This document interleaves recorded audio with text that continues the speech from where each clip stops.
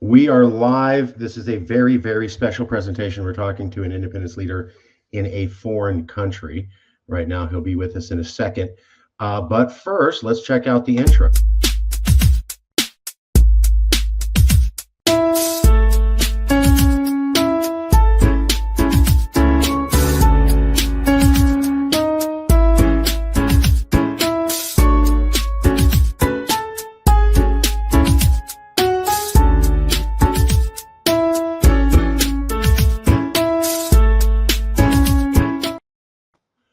Okay, now I'm going to apologize right now.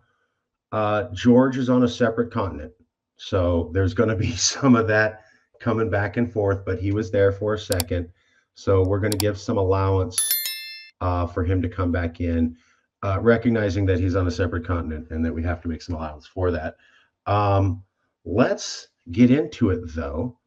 I want to cover a little bit about Western Togoland. So we're going to be covering. So we're started. Let me do a quick intro, and then I'll turn to you, sir. George, thank you for being here. George Korbla Nyakpo. Is that close? Sure. Okay. We're doing the interview today. George Korbla Nyakpo is the leader of the Homeland Study Group Foundation for Western Togoland. He's going to be going to the Global Summit on Self-Determination, February 2025. Here's another picture of George, I think in your office. That's the Western Togoland picture in the background. This is where you can find a little bit more about George. He's been listed on the Human Rights Council, trying to do some arbitration, seeking independence from Ghana. I got this document from your email, I think. Here is a picture of what we're talking about, Western Togoland, with a picture of where it is. So Western Togoland sits currently in Ghana. They want independence. They're a different people. And then in the Black Africa map, you can see the little white spot. That's Western Togoland in the larger picture, and then Western Togoland specifically. Now, part of the reason we want to talk to Western Togoland is that they are persecuted. They do not get to have free and fair democratic votes. Here's the news talking about how they have arrested many of the leaders and they're clamping down on them because they wanted to have a vote.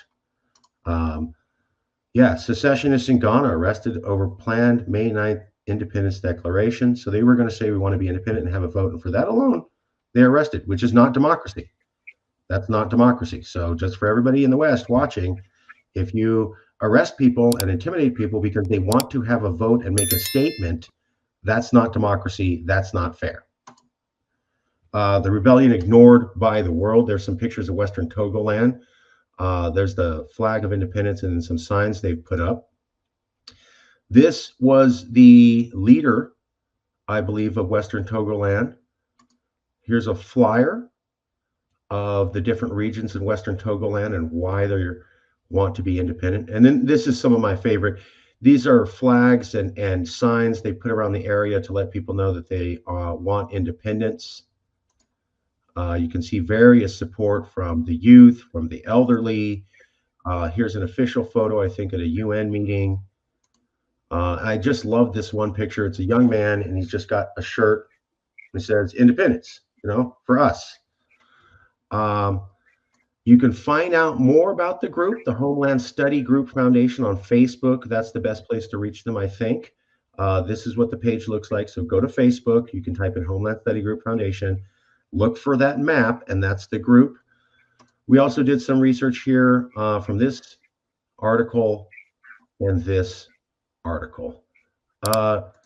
George, how good was that introduction? Just generally to keep everybody up to date. What's missing, sir? Thank you so much. The introduction was in place. You did your best. Since majority of information that you have is on the internet, I think you are there. The only difference here is that the map as shown, our map historically have been suffering from a system of reduction to claim some resource-rich areas and say they are in the Republic of Ghana. But when you look at the original map that was carved out from the bigger Togoland, you will see that there's a different picture there. So we normally post the real Western Togoland picture or the map as the country was divided in the 1914 war by France and Britain. So aside that, everything is in place in your introduction. So thank you so much. I appreciate that. I'm trying to find that older map. So you're saying that Western Togoland was larger, but because of colonial wars and infighting and intrigue, it's been the version we're seeing.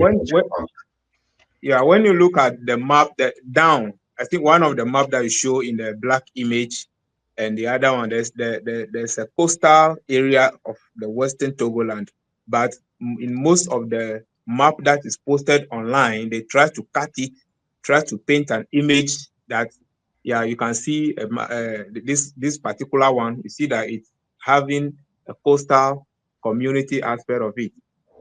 So that is the only thing. There is this issue about Volta Triangle, which I believe we will be talking about in course of our discussion. But generally, by the introduction, you are there and everything is in place. Like you said, Ghana has been a kind of, let me use a very diplomatic word. I don't want to offend many people, but they have been trying their best to silence our voice anytime we raise the issue of Western Togoland. And we have been asking, why will you continue to silence our voice, knowing very well that our country was not part of the Gold Coast business between you and Britain? Gold Coast was created by Britain, and Togoland was not part of the Gold Coast project. It was 1914 that France and Britain launched an attack on Germany in Togoland, a country that has no business with you, with the war happening in the Far Eastern theater. So if you launch an attack on your so-called enemy in a territory that do not also belong to your enemy, they are just being friends, being in a relationship. After they've conquered the land without asking the Togolanders any permission, they divide the land arbitrarily, as if we, the people who are on the land, we are not human beings. They don't care to ask our opinion on whether they should be our colonial master or not. They just jump into it and divide the country after killing many of our population, destroying many of our economic enterprises. So they divide our country without our permission, with the intention of adding it to their various colonies. It took the intervention of the League of Nations to say that, no, this cannot be. So the League of Nations took over the sports territories from them, make laws over it, and reassign them with the responsibility of nurturing the land, the territory, into independence. The clauses state that none of the territory should be added to their already existing colony. That is why France did not add the Dahomey, the French Togoland to Dahomey, but it was left on its own till today. But Britain, on the other hand, was very bent on taking our country and adding it to her Gold Coast colony, and act that many of our people rejected. But anytime the rejection is coming from our side, because we don't have the guns at the moment, Britain will be threatening us with a gun. At the end of the day, they connived with the Kwame Nkrumah regime and stole our country into what they now have today as Ghana. And ever since this independence issue of Ghana came up, we have been protesting. Our forefathers have been protesting. And anytime they protest, they are either arrested, charged, and most of the time it will take the intervention of the international community to rescue the people from being hanged under an act of treason. In 1975, one of our renowned professors, Professor Awuno, was arrested And the reason he was arrested was simply because he was speaking about the Western Togoland issue. So you cannot come from your own country and speak about the future of your country. Once you speak about the future of your country, you have to be arrested. This is the situation we are facing in Ghana ever since we are added to this country. Anytime we talk about this, they said we voted in the plebiscite. And what is the plebiscite about? The plebiscite, the purpose of the plebiscite is that the two countries, the state of Ghana and Togoland, should be in union. But Marcus, the question is, ever since Ghana had its independence, did we have our government to sit down so that we ratify any union between Ghana? I have the 8th July 1955 report by the United Nations Special Report. And the mission concluded everything that our country cannot be integrated into becoming Ghana. Whatever the relationship should be, we should be in union. We all know what the meaning of two countries be in the union should be. At least Trinidad and Tobago are there, we can point examples to. We also once upon a time have Czechoslovakia, that is now Slovenia and Czech Republic. Why is it that in our case, there is no evidence that after the 1956 plebiscite, the people of Togoland and the people of Ghana sat in any to ratify any agreement? There is nothing. If you check the history of Ghana, you will never hear anything concerning the Togoland. So our country was just absorbed illegally against the decision of the United Nations, and also to the in favor of the original intention of Britain to invade Togoland. Something that the United Nations refused them, but they passed through ways and means to include our country arbitrarily into the formation of what we now have as Ghana. And ever since, they made a law that anybody that to speak about Western Togoland, the person should be arrested. So we are in a union. We signed to be in a union, but I cannot talk about my country. If I talk about it, I should be arrested. But I can talk about the Gold Coast and I will not be arrested. This is not fair. That's what I picked up. That is absolutely what I picked up. Just for the public here, we're showing you a little bit of background. Let me drop this in here. Give me 1 second, George. I think you'll like this. So just to back up what George was saying, this is the Togoland campaign. French and England invaded German Togoland. There's that's on Wikipedia. That backs up what George is saying if you want to know more. Here's a map of the German, British, French partition. But as George pointed out, this map at the bottom right is more accurate of the actual boundaries of Western Togoland. This is the plebiscite that George was talking about. Let me remove the banner so you can see here. Was Western Togoland territory stolen by Ghana? Just type that in. Togoland plebiscite. Was Western Togoland territory stolen by Ghana? You can find that. George, do you have your permission? I want to cover a little bit of history, and you tell me if how accurate I'm getting this. So, if that's okay. That's okay. So here we go. We're gonna because we put together a little bit of a history story just for everybody here, and you tell me how accurate this is. Inhabitants of Western Togoland voted to form a union with the Gold Coast, culminating in the birth of Ghana on March 1957. You're pointing out maybe that vote wasn't democratic or accurate, but that's what they're saying, is that everybody in Western Togoland said, oh, we want to be part of the Gold Coast, which we share no heritage or culture with. And that's just totally on the up and up. That's what they're saying. And I think you guys I've read where your movement's saying that vote wasn't fair. Come on, man. And I'm pointing out 1957 in Africa, countries are learning how to become independent. They're breaking away from the colonial groups. They're starting to do democratic things. And I'm supposed to believe that they held a perfectly democratic vote with no irregularities on the very first time that they did it as a nation. That just seems a little reckless. Kwame Nkrumah, the prime minister, Gold Coast first, he created the Trans-Volta Togoland. which later became the Volta region by welding southwestern Togoland with parts of the southeast Gold Coast. Oh, I forgot this one. Yeah. And then Kwame Nkrumah, the prime minister, Gold Coast second, he fused the northwestern Togoland with north regions of the Gold Coast. So Togoland was supposed to be, Western Togoland was supposed to be somewhat independent, but the very first prime minister of Ghana, I'm saying this, not you, said, oh, let me undo that by rearranging the borders between the traditional Gold Coast and these sections of Western Togoland.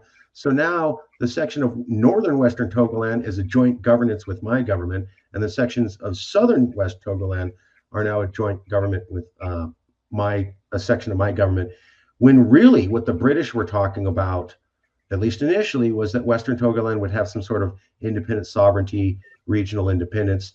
The very first prime minister of the Gold Coast, when it became Ghana, made sure to shut that down and treat that not fairly and trick you guys, just so that everyone can follow on. Day one, it was not fair.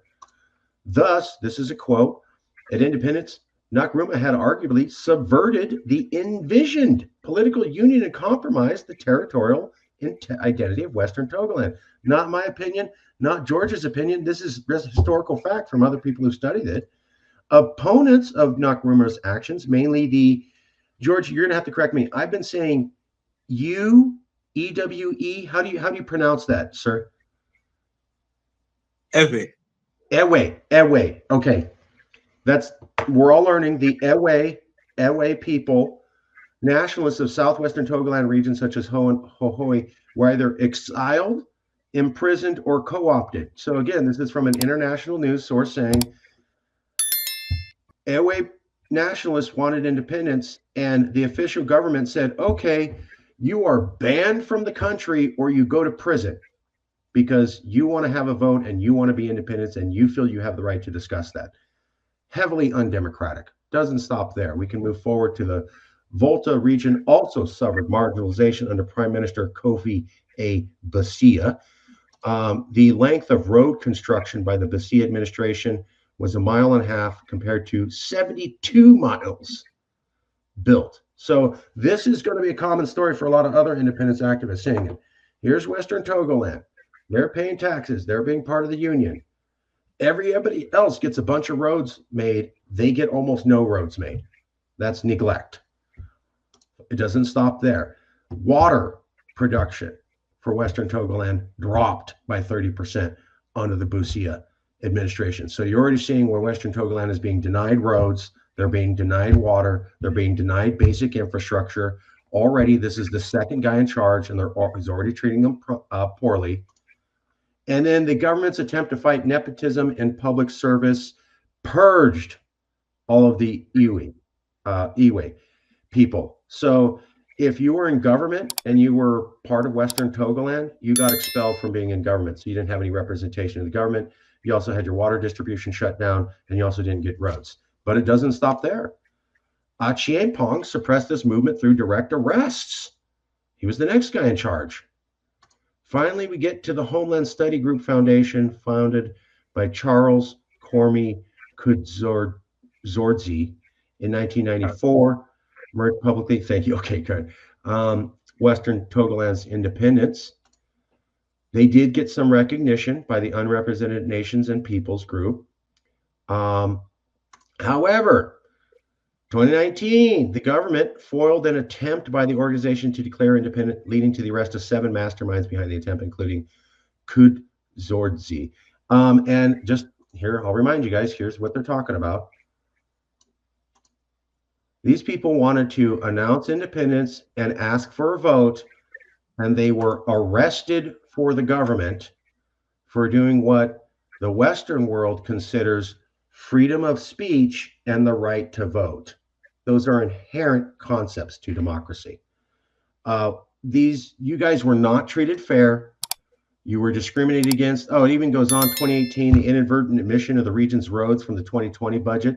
So you had one prime minister who denied you guys infrastructure, then another prime minister comes forward and denies you infrastructure. Oh, then this is my favorite one. In the 2020s, they send the military into Western Togoland to intimidate the voters not to vote. The military says, oh, We're here only for COVID-19. We're not here to suppress the vote. But right after the registration period, the military pulls out, basically proving that the country used the military to intimidate the people from Western Togoland from having a vote. So it looks like you guys even talk about independence. You even mention it, you get arrested. You get arrested for speaking your mind peacefully and asking for a vote. And for that, you're treated as criminals. Am I getting this wrong? You are right. That's you are getting it right. um, that's why we're having this summit. Yeah. Because this is a travesty and this is wrong. And I understand that the United Nations does a lot of good work and they do a lot to help people. But we also notice that there's gaps. I was reading about the English speaking Cameroon population. They're treated horribly by their government, and the UN does nothing. This is kind of a routine story with independence movements. Why has Western Togoland been ignored by the media, by the West? Why aren't more people paying? This is a horrible story. You people were not treated fairly. Why is this not a bigger story in international news, George? All right. For our case, even when you come to our country here, the media has been censored against the Western Togoland campaign. In the last 4 years, the government launched a special media attack on our issue that even if journalists want to broadcast about even the court cases that are ongoing, the media house will be shut down. So some of the media houses have their license revoked. The radio station was closed down because they are speaking about the issues of Western Togoland that is not being handled carefully. So if domestically we enjoy this kind of serious blackout in the media space, then the international community will not have anything to say at all. We struggle a lot to have our case up there. We struggle a lot, but it is only few ones that you get to talk about. And for the media, I think they are waiting for the situation to get to a very horrible situation. Then they can now come in with their media propaganda around. That is, secessionists have done this, secessionists have done that. Example, in 2020, something happened in our coastal community or the water region, to be precise, where a kind of demonstration happened and the roadblocks took place. There was a number of casualties, and this is what the media is interested in projecting to the international community. They want everything that is negative about the Western Togoland Corps to put to the international community, to paint our movement as a very riot or as they have their own ways of polishing the image of the country, of our movement, very dirty into the international community. So things that we are doing democratically, peacefully, they are not interested in that. Example, when I was arrested and locked up, the UNPO, together with the Homeland Security Foundation, made appeal at the United Nations Human Rights Council for arbitrary detention.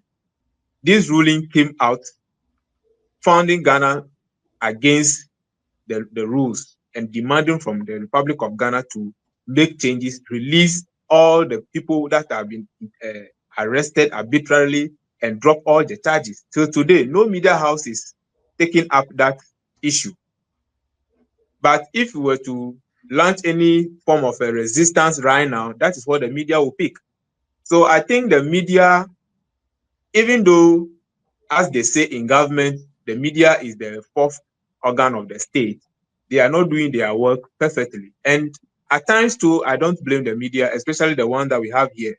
I have media people, my friends in the media, the journalists, who confide in me that they are willing to talk about our issue, but the threats coming from the government is something that is very serious. And they are scared of losing their media houses, media licenses, that they practice. And you know, Ghana, the economy of Ghana is so bad that if you lose your job, what are you going to do? So they are also protecting their job.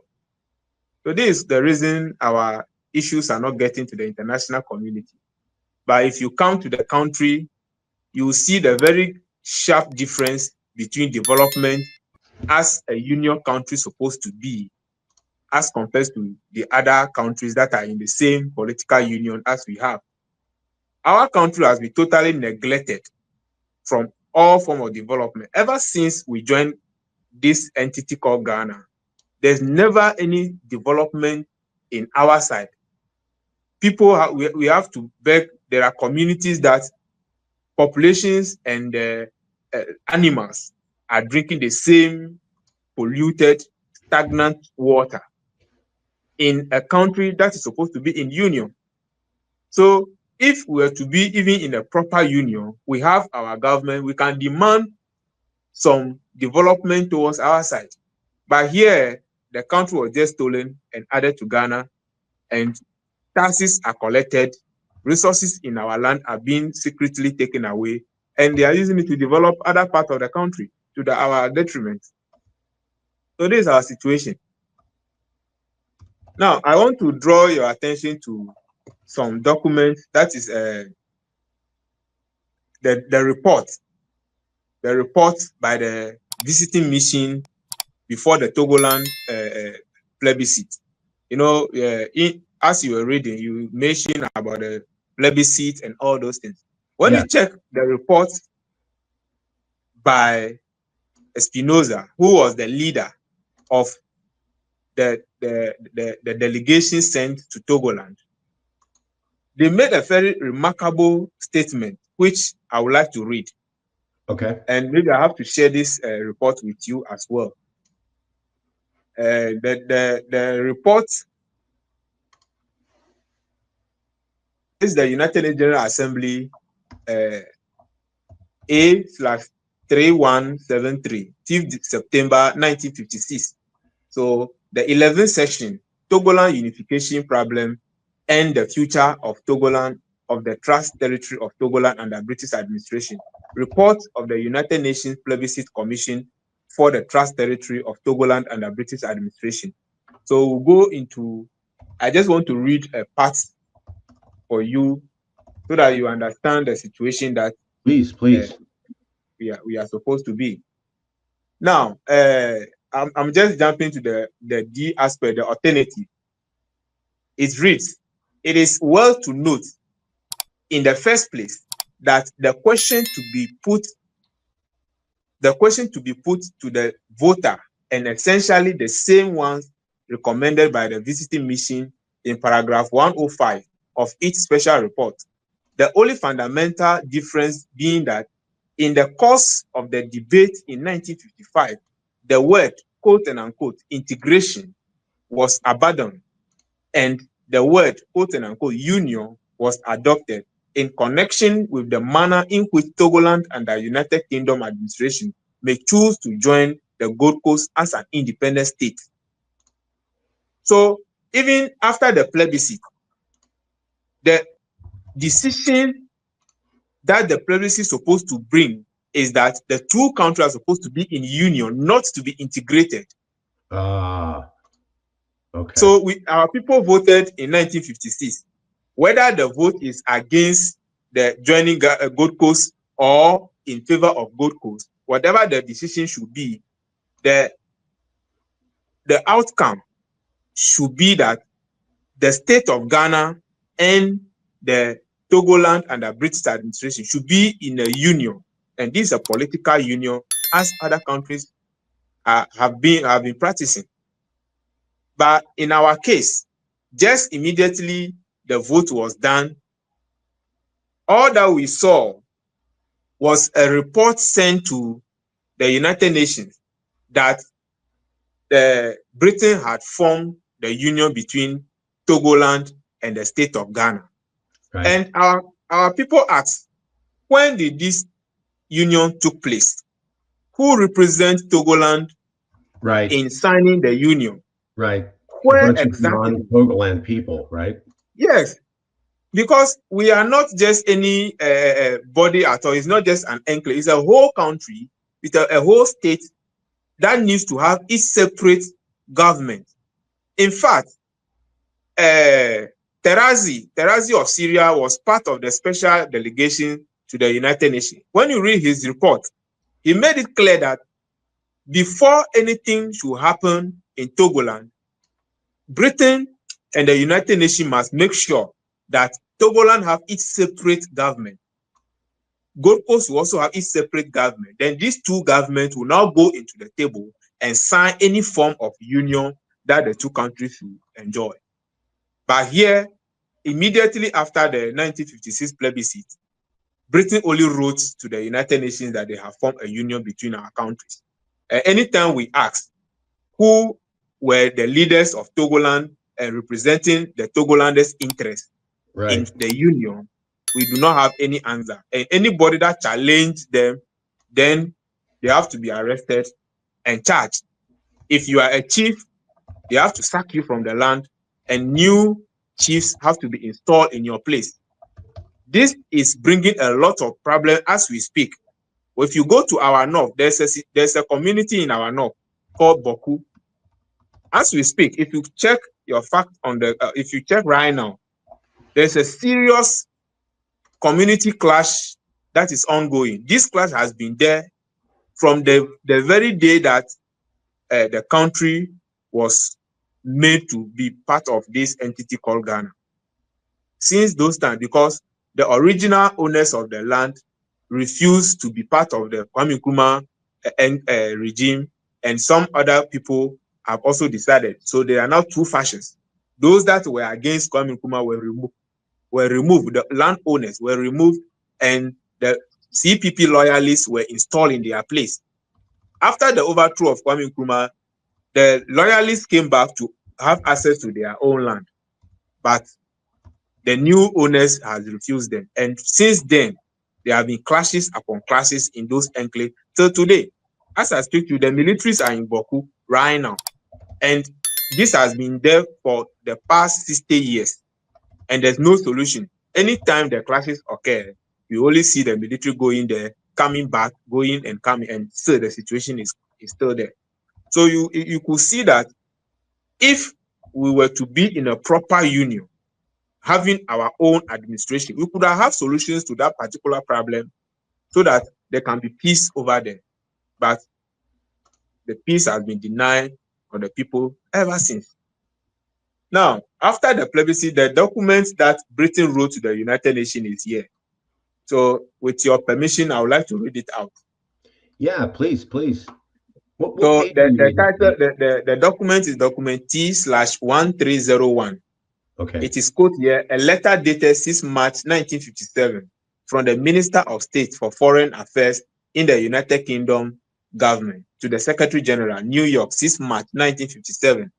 The body of the letter reads, in accordance with operative paragraph 3 of General Assembly Resolution 1044XI of 13th December 1956, I have the honor to inform Your Excellency on behalf of Her Majesty's government in the United Kingdom that with effect from midnight of 5th or 6th March 1957, under the terms of the Ghana Independence Act, the territories previously comprised in the Gold Coast became the independent state of Ghana. So that ends there. Then it continues. Under the same act, the union of the former Trust Territory of Togoland under British administration with the independent state of Ghana took place with effect from the same time and date. Signed, Alan Noble, Minister of State for Foreign Affairs in the United Kingdom government. So if you read this letter, it is very clear that Britain is informing the United Nations that they have formed a union between Gold Coast and the Togoland.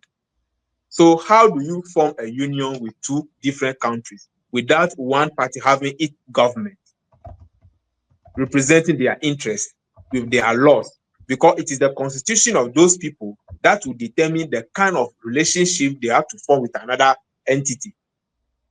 So we realized that everything that Britain was doing at the time was just a ploy, a manipulation to foment or to keep their original intention that brought them in dividing or invading the Togoland during the First World War. Nothing apart from that, because this is what the result has been. And this has been their original intention, to make sure that the Togoland is part of their Gold Coast colony. So if at the end of the day, something happened under the watch of Britain and Togoland did not emerge as an independent state, but become part of Ghana, then the original intention, the crime of genocide they committed in Togoland by invading the country and dividing without the authorization of the people, has been achieved. And this is against our fundamental human rights. And we deserve every right to question whatever relationship that we will claim to be in with any entity called Ghana. So this has been our issue. It sounds like they rigged the vote, and then they just said, well, you know, it's, we had a vote and you weren't represented and you weren't there, and we're not going to cover it for you. Just trust us that we did the right thing for you, and everything was on the up and up. And I've seen that with a lot of other independence movements where, like here in California, when California was forced to become part of America, all of the Mexicans and a few black people and a few Asians were denied the right to vote. And then they had a train and they brought white people in, and only the white people could vote. And then all the white people who came to California said, well, of course we want to join America. And they go, see, fair election. Nobody who's Latino, brown skin, black or Asian gets to vote. We brought in all these white people and they said, of course we want to. That's a fair vote. Nobody's ever undone that. I know exactly what you're talking about. Yeah, it's not fair. It's not right. Sure. And this is one thing that the international community must take up. Because when you come to Africa, you realize that this injustice is causing a lot of harm to our people. You just talk about the Cameroonian issue. There's the Biafran issue that is there. And all these issues are serious issues. Many lives are being lost. It is only in our case that we are trying not to follow the plan of the government of Ghana, because their intention is that anytime they bring the military, we should react in a way that they can base on that and start visiting mayhem in our people. But we always have our plans in place not to entertain any of their violent activities. We believe that it is through the United Nations effort that our country's destiny is now plunged into the Gold Coast. So we believe that with the structures of the United Nations, we can still have our right to be respected. It's just unfortunate that all this while, the United Nations is looking on. Let me put it like that. Because it is, I don't know if they want us to start a serious fight before they can step in, knowing very well that it was their decision that brought us to where we are. The United Nations have the opportunity, after the special mission brought their report, that these people do not have representation. They are per the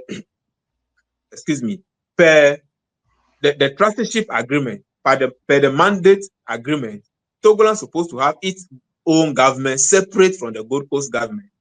Right. France was able to do the same thing for the eastern part of Togoland, giving it their own government. They were not using the Dahomey government to rule the Republic of Togo or Eastern Togoland.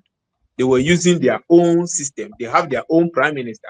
Why is it that in the case of Togoland, we don't have our own government, we don't have our own prime minister, we don't have anybody to be representing us before a decision is taken?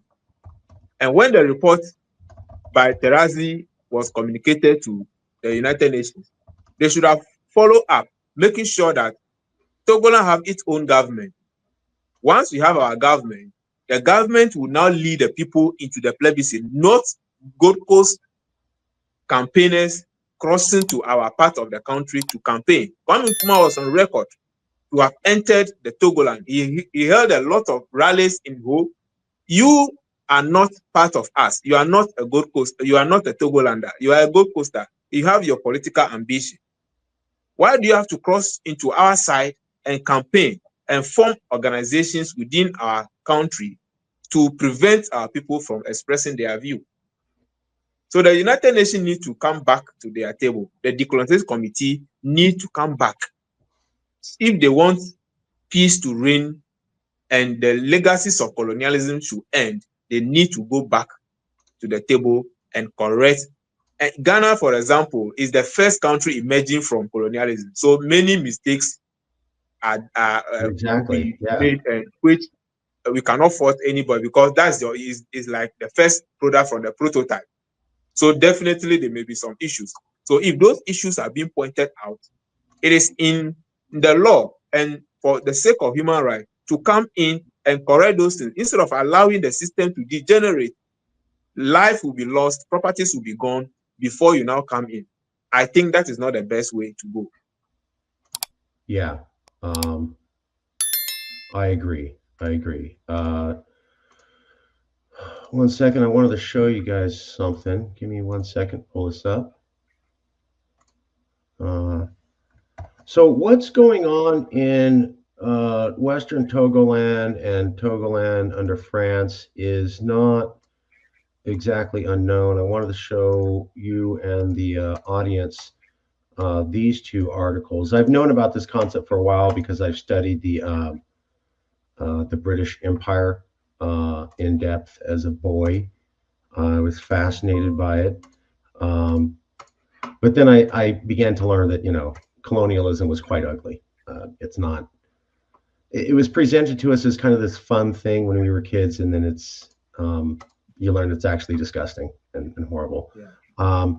So turns out the English kind of do this a lot. The way that they were able to keep power, they said, oh no, we got to get rid of our colonies, World War II, democracy. But when England got rid of the colonies, the way that they did it was they would pit the ethnic groups in those areas against each other so that their country was destabilized and they would have to turn to England for help. The big test case was India. So India said, we want independence. And England said, sure, okay, we'll give you independence. Right after we rip apart your country and turn all your ethnic groups against each other so that you're constantly in a state of warfare and always dependent upon us for help and aid. That's not the only one. Here's another one. This is a study. You can look this up. Heritage of Strife, the Effects of Colonialist Divide and Rule Strategy upon the Colonized Peoples by Richard Morrock. Divide and rule may be classified as the conscious effort of an imperialist power to create and or turn to its own advantage the ethnic, linguistic, cultural, tribal, or religious differences within the population of a subjugated colony. So this is classic English. Oh, did you think you were really going to be independent? Well, you're going to be independent after we wreck your country, turn all your people against each other, leave you a basket case so you're constantly turning towards us. You might look at the case of the American invasion of Iraq. America pulled out of Iraq, but when it did, it left a basket case of a country that wasn't functional. Then ISIS came in, and then Iraq had to go begging America to come back in and help with ISIS, a condition that America helped create. It's the exact same thing the English do. Oh, I'll leave after I damage your country so much that you're going to come begging me for help. And then I can come back and go, well, you wanted me to come and help colonize you. This is what you wanted. No, it's the condition that I made on my way out the door. I set your house on fire, trashed your table, burnt your kitchen down, overturned all your furniture, and then I left and said, well, it's your house now, and I'm the only guy with a fire hose. So who are you going to call? Me. I'm not a good guy. I created the conditions that led to this. It's disgusting. It happens everywhere. And just to back you up even more, this is what he was talking about. We covered a lot of the horrible history that happened to Western Togoland here, covering different treatments by different prime ministers. What I think George is pointing out is that you don't hear about this history of how they've been mistreated. What you see is newspaper article headlines like this. Oh, Western Togoland blocks roads. Oh, they blocked roads. Look at those fires. You don't hear about how the military went into the region to suppress the vote. how their vote was rigged in 1957, how they don't get fair road infrastructure, how they're denied water, how members of their ethnic group are purged, how they're not allowed to be part of the government, how their leaders for even expressing interests are imprisoned. That's not international news.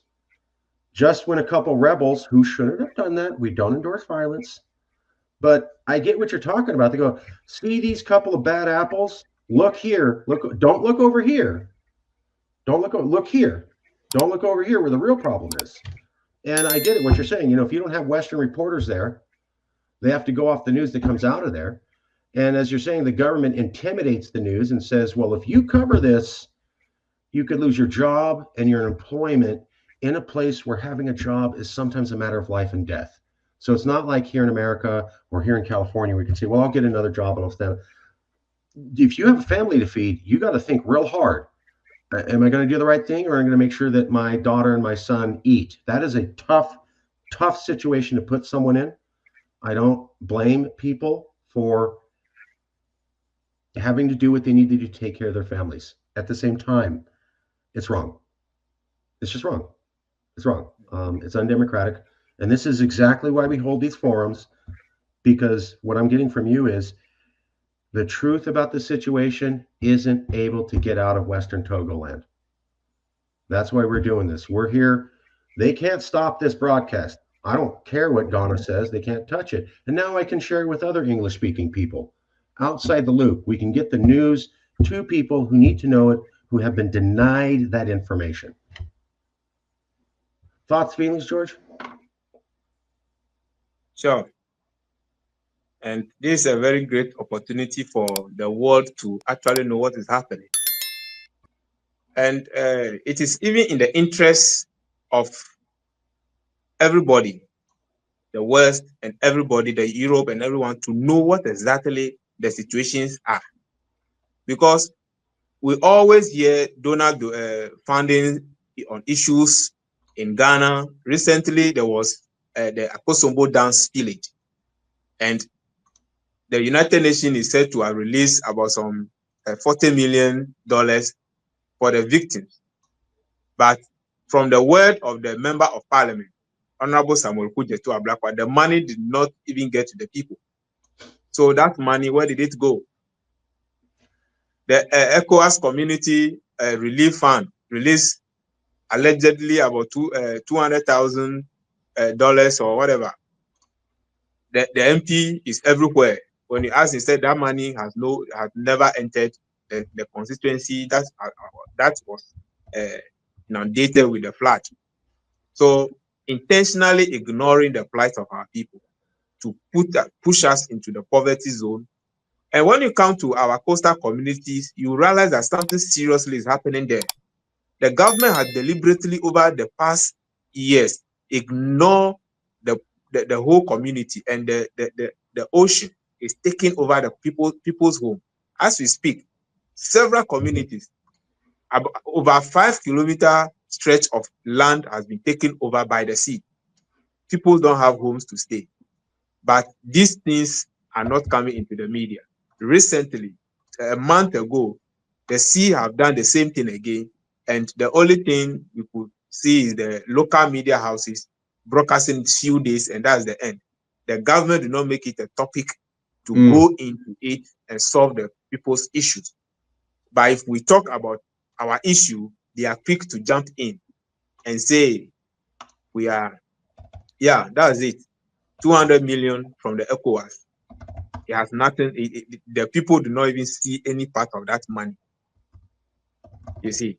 So the international community that are sending donations to Ghana must be interested in everything that is happening in the country, so that they will not blame we who are fighting for our fundamental human rights, an aspect that is enshrined in the laws that Ghana is a party to. Ghana is part of the United Nations human rights. They ratify all the treaties, all the covenants. Ghana have signed all those covenants. So why are you not respecting the covenant you have signed yourself?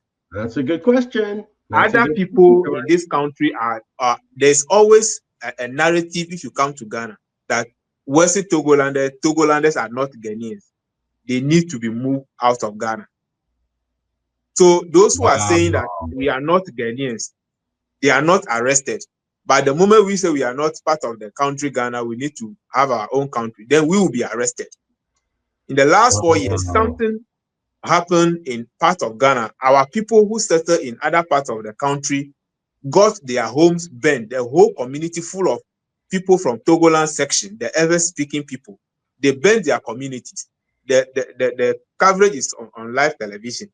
The security went and burned the whole community. The excuse is that they are Evers. They need to move out from the place and go to their region.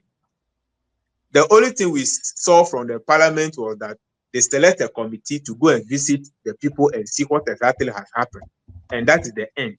No government effort to even form a committee to go and investigate what led to the burning of the people's homes. Nothing.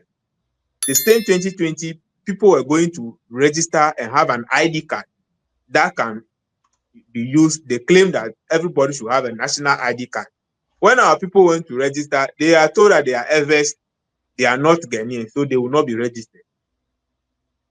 So why is it that some people are calling some people not Ghanaians, and those that are being called not Ghanaians cannot demand for their country? And those that are saying you are not part of us, they are not being arrested. But the people that are being labeled as not part, who are saying that they want to go, are now being arrested and charged with treason, that they want to break their country. That's a great point. Hey, it's a serious issue. That division. Yeah, why is the government not we don't like Western Togoland separatists because they're promoting division in the country. Well, you people saying Western Togoland people are not Ghanaians also promotes division in the country. And so if the government's being fair, it should be going after these people too. If it's truly about keeping the country whole and stopping division, then those other people who are saying, oh, these Western Togoland people are not really Ghanaians like us, that's not helpful to Ghana. Where's the government policing their speech? Is that what you're saying? Sure. They are doing selective justice when it comes to the issues of nationality here. It's a crazy situation, but we cannot speak about it. The moment you talk about it, you should be arrested. You see? Yeah. So the international community needs to come into this so that a solution can come in. We, on our own, decided to use the laws of the international system, that is for self-determination, and to peacefully call for our nationality, to our country. But Ghana is bent on crushing our human rights. And this is where the international community that is recognizing Ghana as part of them must come in. The United Nations and other agents, the EU and co, need to come in and rectify this situation, because we are not using any act of violence. It is the same fundamental right that people express elsewhere that we are also expressing. Why is our own being treated this way?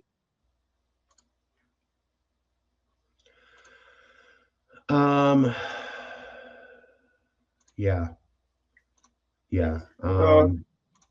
This is our story.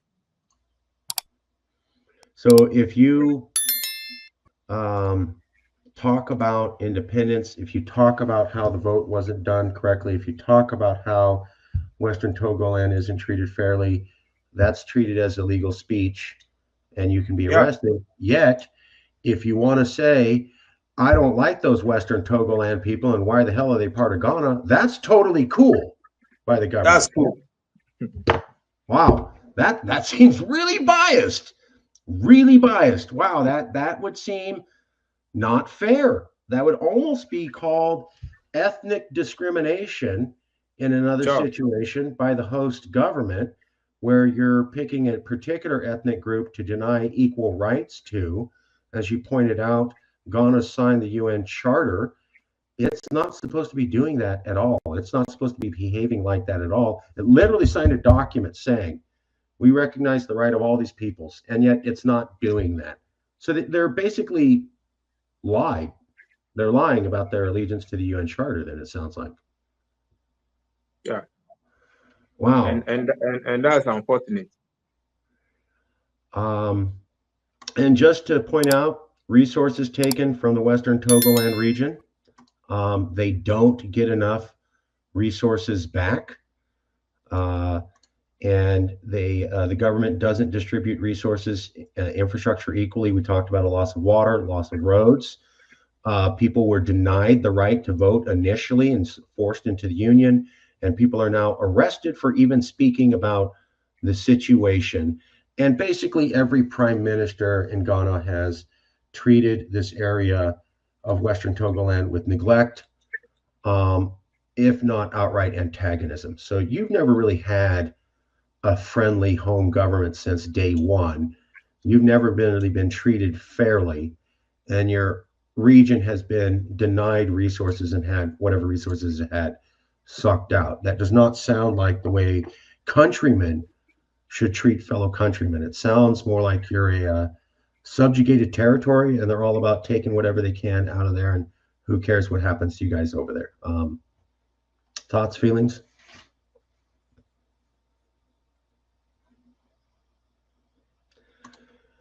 Yeah. Anything else, George? Have we not covered something that's key in this story? No, we have covered everything. All that is left now is the situation about the people who are being detained, the way the legal system is also skewed against our people. When investigators took our people to court, they don't have any evidence on the charges that they even arrest the people for. But Okay. they will just delay the people in the court for several months. Then they will just come in and rule that they are sentencing these people. So this is what you're talking about. The unrepresented nations and peoples organizations express a serious concern over the recent arrests and detainment of George Nyakpo, Secretary of the Homeland Study Group Foundation. That we're interviewing him now. George Nyakpo was recently detained by Ghana's national security forces without formal charge, presumed to be in relation to activities supporting Western Togoland independence. The detainment follows a wave of arbitrary arrests and detentions orchestrated by Ghana authorities in recent years against the Homeland Study Group Foundation leadership for the movement's activities pursuing self-determination for the peoples of Western Ghana. And the other interesting thing is that Ghana signed the UN Charter. The UN Charter says that you must be open to people pursuing self-determination. And yet here is Ghana, a member of the UN, who signed the Charter, who's standing in the way of people pursuing self-determination. See how that works? Let's look into this wave of arbitrary arrests.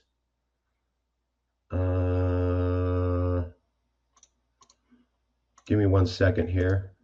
I'm sure George will be back in a minute. Western Togoland members jailed for 5 years. Let's look at that real quick. Give me 1 second here. George will be back with us in a second. Oh, there he is. So there's George. He's back. Yeah.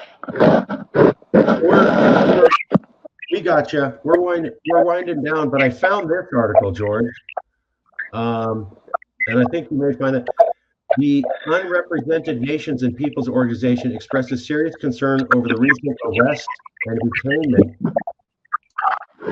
of George Nyakpo,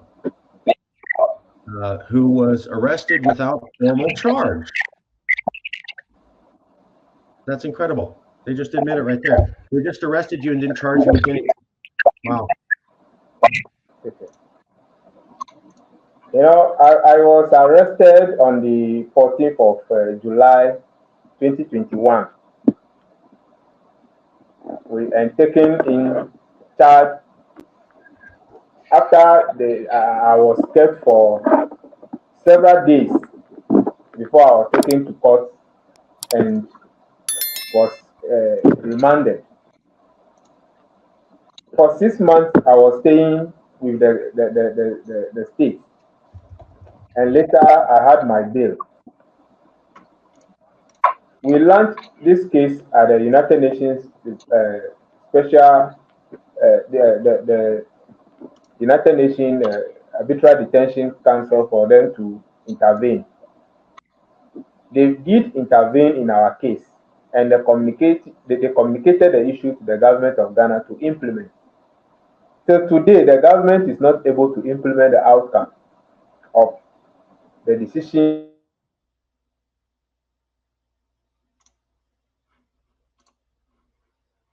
Give him a second. He'll be right back.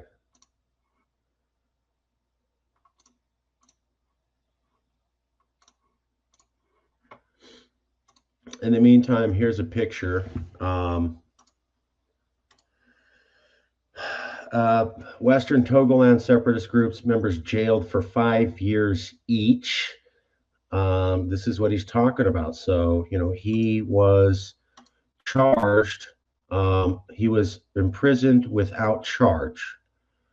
And it followed a wave of arrests for pursuing self-determination. This is one of the people who was arrested. To me, this looks like an old man. He does not look like a security threat. He doesn't even look like he's been in a soldier or anything. This looks like an old man who was trying to talk about freedom. And for that, he got 5 years in jail. So that's, what it is. Let's see if we can find Western Togoland leaders arrested.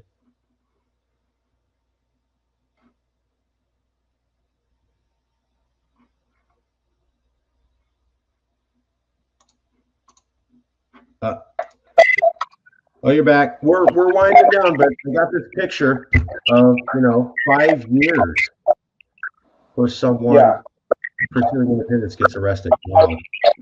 I was talking about the condition of the foundation, the Homeland Security Foundation. The foundation was charged for, or we were charged for belonging to a prohibited organization. Now, the Homeland Security Foundation is a registered organization under the Constitution of the Republic of Ghana in 2006.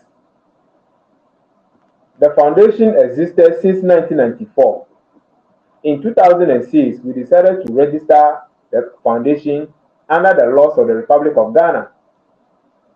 From 2006 up to 2017, there have never been any issue of our foundation being arrested or any member arrested and charged for belonging to a prohibited organization. All of a sudden, the government arrested our people for the first time in 2017 that they were wearing a t-shirt where we wrote Western Togoland and draw the map of Western Togoland and Ghana on it.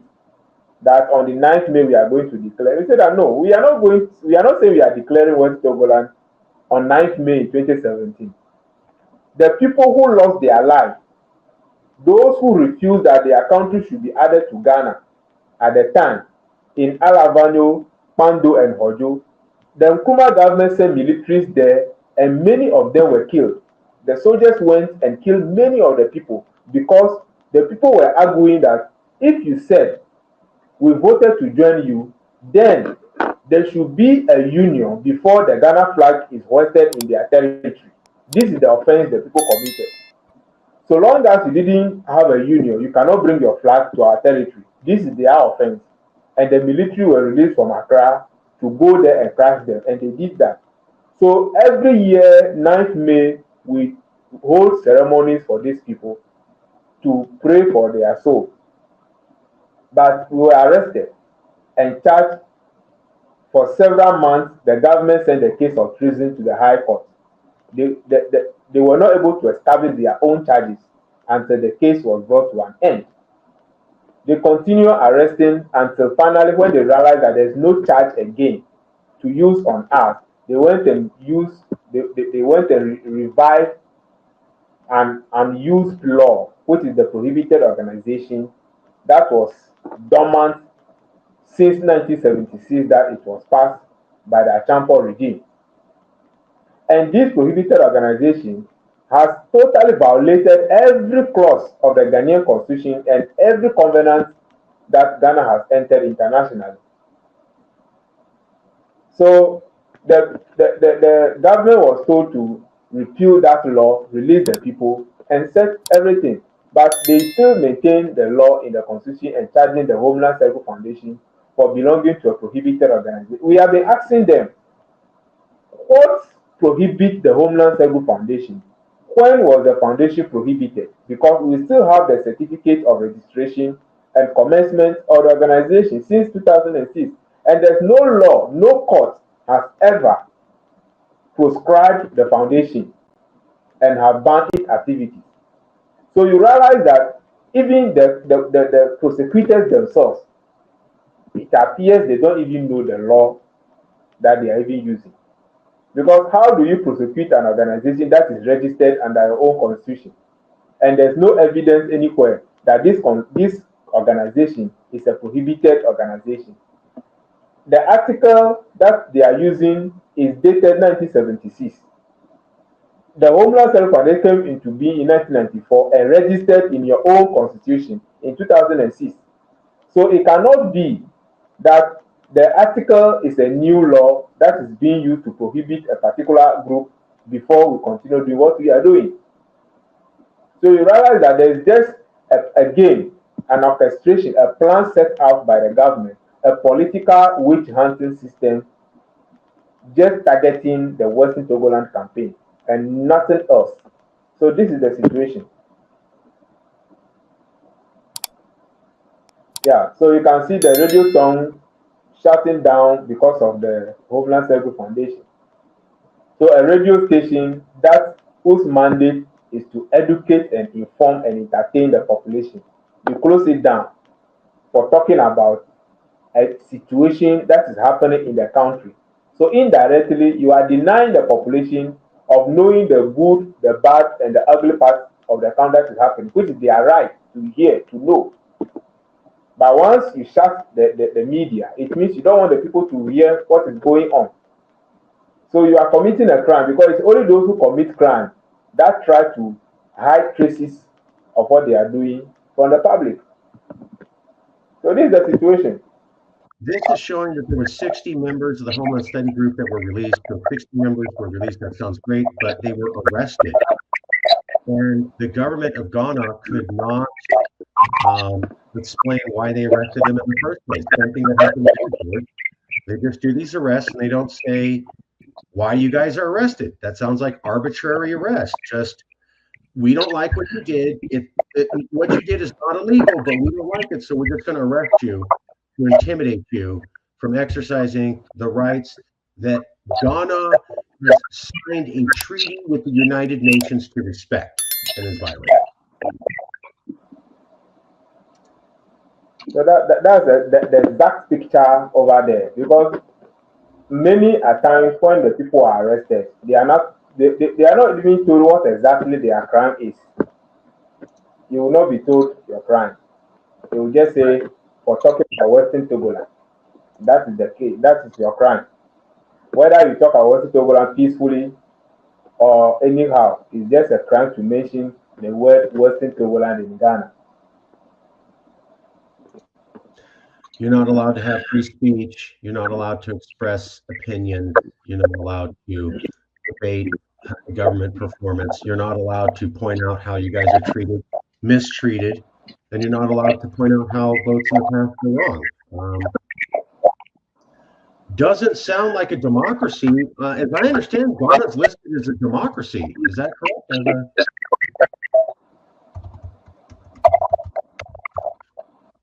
Ghana, oh, here we go. Oh, this is going to be great. You're going to love this. Here you go, George. Give me 1 second and I'll show it to you.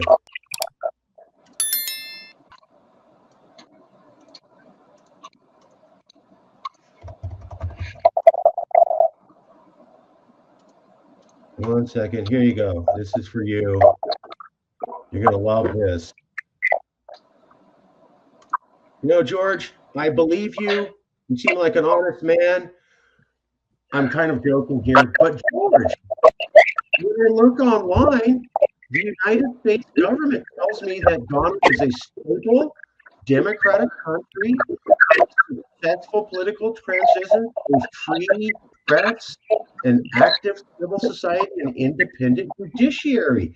George, that sounds like the opposite of what you're telling me. Who am I supposed to believe? So if the United States aid is saying this, the U.S. Agency for International Development is saying this, then what would they tell the United Nations Human Rights Court? Because the human rights report is there. In 2022, there was a UPR, Universal Periodic Review, that reviewed Ghana's democracy credentials. And they were cautioned again that the issue of Western Togoland must be addressed, as the United Nations Human Rights on Arbitrary Detention have said. So the U.S. Agency for International Development should now come and tell us all these beautiful things they said about Ghana.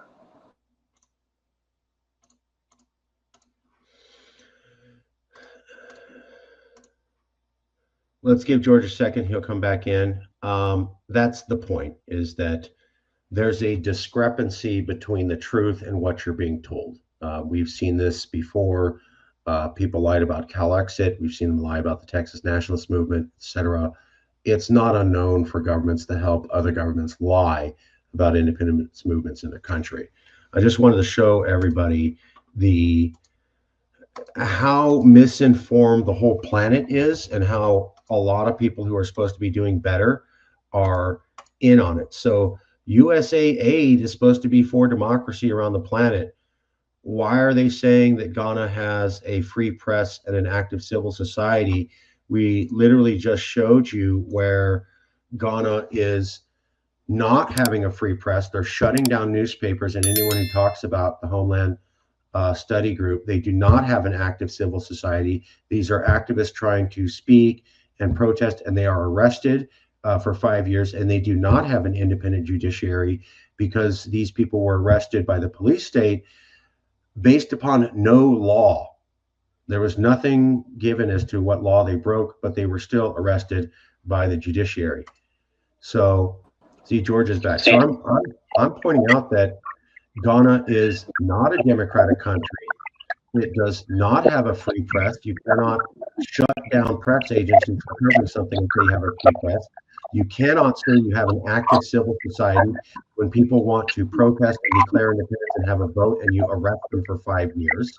You can't, and you cannot say that you have an independent judiciary when you arrest multiple independence leaders without charges and hold them in the justice system. That is a failure of the independent judiciary. So Ghana is not a free press, not an active civil society, and not an independent judiciary. Although if you looked online, you wouldn't know any better. Again, why we have to have these summits. This information, this truth is just not getting out. I found a lot of the truth, but I had to look for it. They're not alone. Here's Freedom House. Relatively strong record of upholding political rights and civil liberty. The only discrimination that exists in Ghana, George, is against women and king people. No discrimination against ethnic groups happens in Ghana, according to Ghana has a strong record of supporting political rights and civil liberties. So, USA aid got it wrong. Freedom House got it wrong. Why is everybody lying about the situation in Ghana? So they are painting the internet image of the country. I always say it like that. So the outlook needs to look beautiful, but inside it's just like a coffin, you know. Every coffin looks beautiful until you open it, then you know the content. So anytime this issue of Ghana is a democratic country and those things, I don't argue with those who come up with that. The only thing is that I point out to you that these are the issues. So you said Ghana is a democratic country. This is the report by the United Nations peer review. The United Nations UPR, I am not the one who speaks. It is their own peers that speak on their issue. So what have they found out about Ghana's democracy? This is what they found out. What did the United Nations Human Rights Council, which is let me say, a court would say about Ghana's decision on democratic issues. This is the outcome.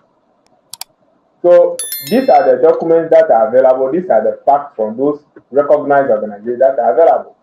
So if you are now telling me that Ghana is a free press and I have media houses being shut down because they are speaking about a call for self-determination, then whatever motivates you to say Ghana is a free and democratic country is best known to you. I don't know, because you're right. It's public news. You shut down a news agency for reporting on Homeland Study Group. You've imprisoned leaders for 5 years on no charges. That's being admitted, and yet somehow you have a free press and active civil society when we know for a fact online that people are being arrested and the press is being shut down. So I find this fascinating because the information is out there online, and yet USA Aid and Freedom House can't get it right.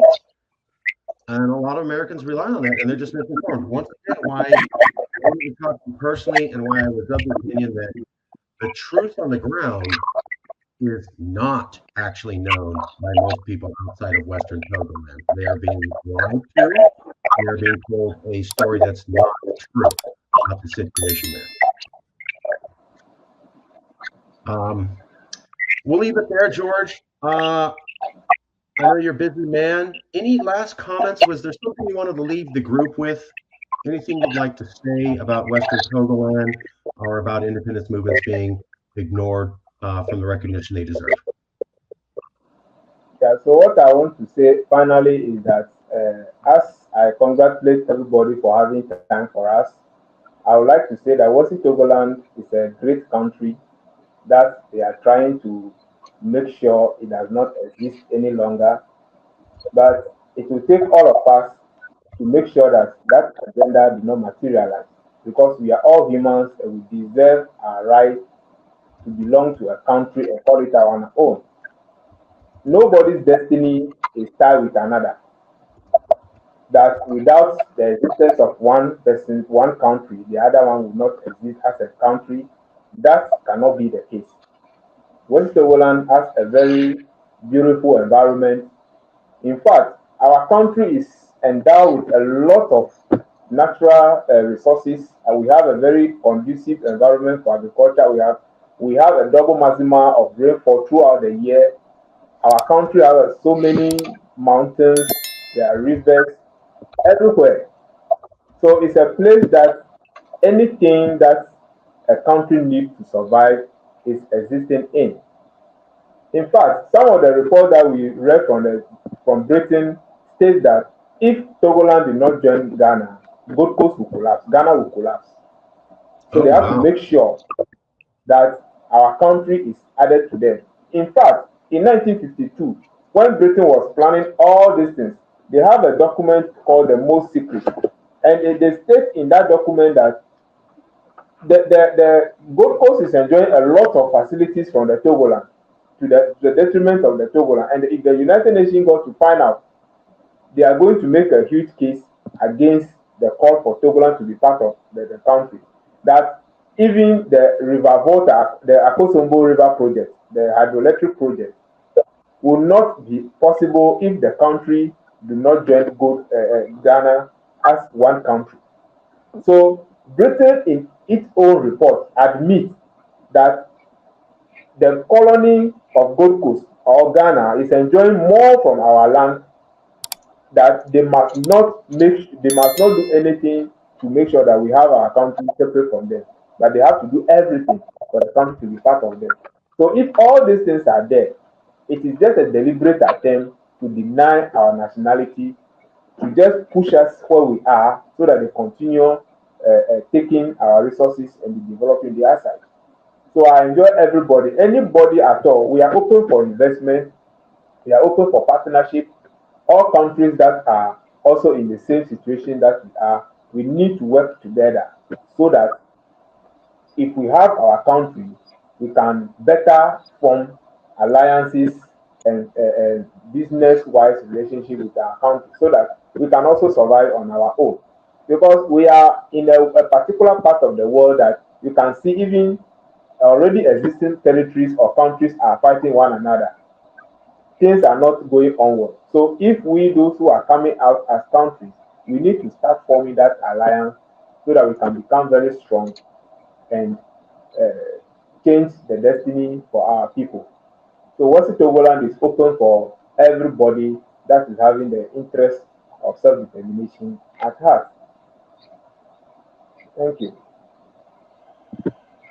George, thanks for coming out. We'll end it there. I will send you, I'll email you a copy of the video. We will be promoting this here. You can promote it there. And we'll end it here and we'll send you a copy of the video. Thanks for coming out. And of course, we're going to see you. This was an introduction for